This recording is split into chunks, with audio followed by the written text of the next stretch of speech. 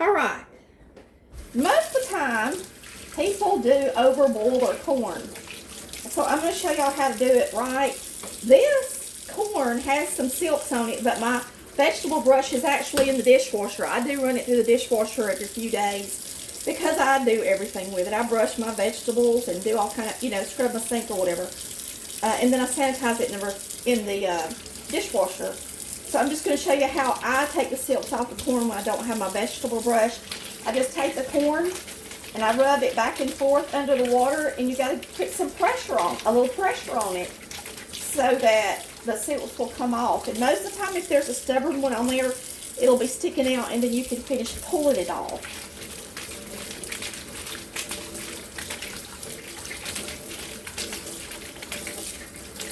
Not everybody has a vegetable brush. And then you just kind of look at it and see if you see any hanging off.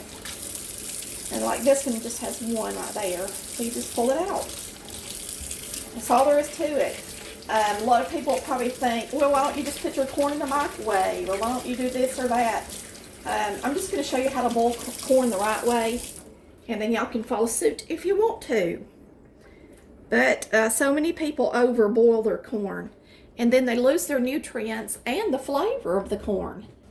All right, when you do corn, you let the water come to a boil. You take your corn out at least an hour before you boil it so that it's not real cold when it hits the water. We're going to time this corn for 3 minutes. You want just enough water in it that it can roll around. So you're going to put the lid back on it so it'll boil. I'll put it on 4 minutes to give it time to come back to a boil. And that's all you do.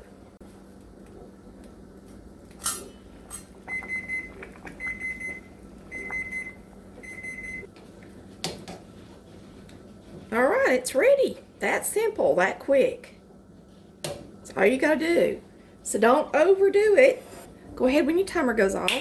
Whoops. And get it out so it can be cooling off so you can put some butter on it for everybody. Get it out of that water.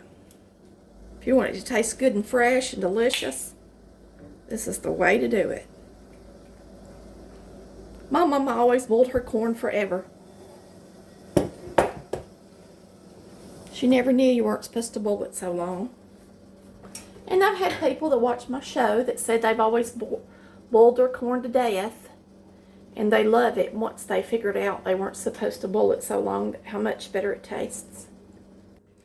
Okay, so we salt and peppered our corn, and now you're just going to butter it good. There's nothing like corn on the cob.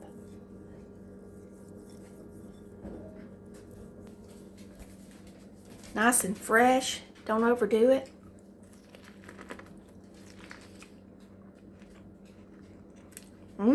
So good. Woo! Thanks for watching Colored Valley Cooks, where we cook like Mama did.